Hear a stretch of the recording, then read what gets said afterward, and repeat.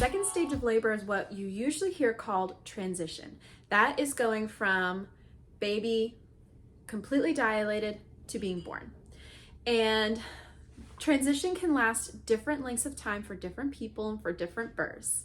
So don't worry too much if it's not over in a couple of minutes. It's totally fine, especially if this is your first baby. Allowing your pelvic floor to relax and allow baby to come down is something that's new to your body. It's never had to do this before.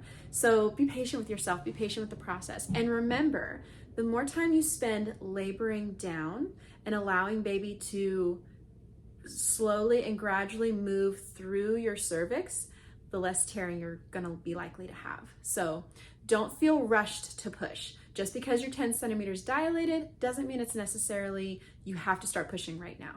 Now, there are other times when your energy level is running low and we're concerned that if we don't go ahead and start pushing, then you might not be able to have the energy to do it. So that's something to consider too. So talk with your care provider, be informed, talk to your care provider about laboring down and seeing if that's a good option for you. And we're gonna talk more about that in another video. But just know that transition is baby fully dilated and then gradually coming through the cervix and out through your vagina. Fun stuff. The third stage of labor is delivering the placenta.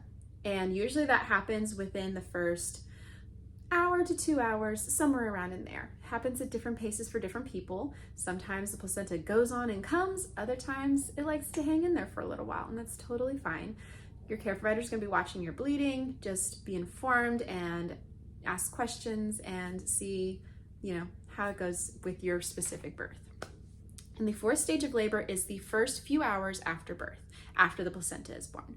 That is when your bleeding is going to be hopefully slowing down and getting more towards a trickle.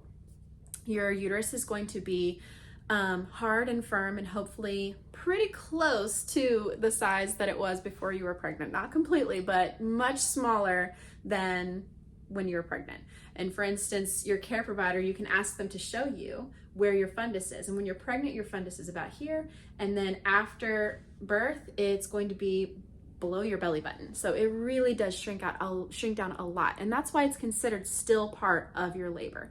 You're going to be experiencing some light cramping, especially if you've already started breastfeeding. Sometimes the oxytocin from that breastfeeding helps your uterus clamp down better, which is awesome and exactly how it's supposed to be. So there's still a lot going on.